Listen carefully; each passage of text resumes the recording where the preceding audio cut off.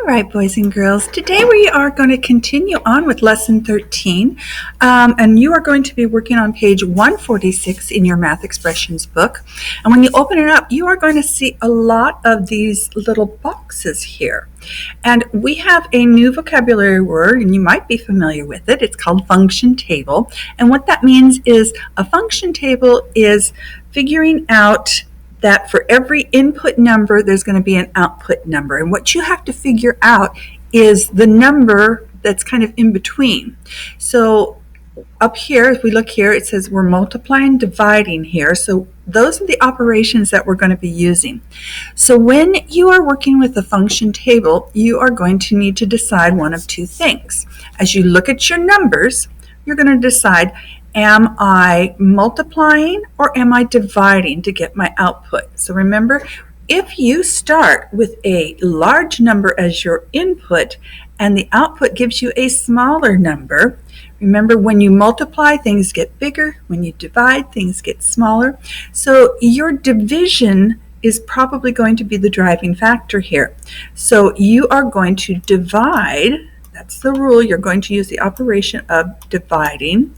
You're going to divide, and what you need now to decide is what are you going to be dividing by? You have to figure out what that number is going to be. So you're going to divide by, so let's look at our numbers here. We have 32 going in, and when we get it out, we only have 8. So 32 divided by 8, what does that give you? What do you think? Or you can go backwards and go 8 times something would give us 32. So you're going to want to look at the numbers that they're giving you, and you need to figure out the numbers that are missing here once you know what the rule is. And you're going to divide by, and here's 8, and your output is 2.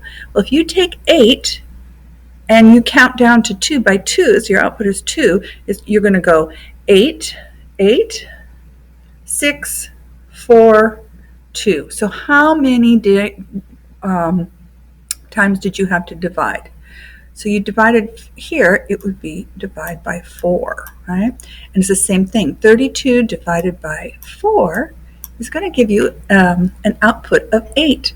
So now you have it looks like here's our pattern. We're going to be using a 4, so we're going to divide by 4. So now we're going to take this 4 and we have to figure out what number goes in here. So if an output if you're dividing by 4 is going to give you 3, go backwards. 3 times 4 is going to give you what number? So what is 3 times 4? And hopefully you know that by mental math already, and that's going to give you 12. So here they've given you the input of 24, and again you're going to divide by 4 to get your missing number here for your output. So 24 divided by 4 is going to give you the output of, and again, if you remember your mental math, this is why you want to start learning them forwards and backwards, and that will give you a 6. So let's see how well we did here. We're going to divide by 4. That's great. We have our 12 and we have our 6. Yay! Nice job, guys. All right, so let's take a quick look here at the rest of our problems.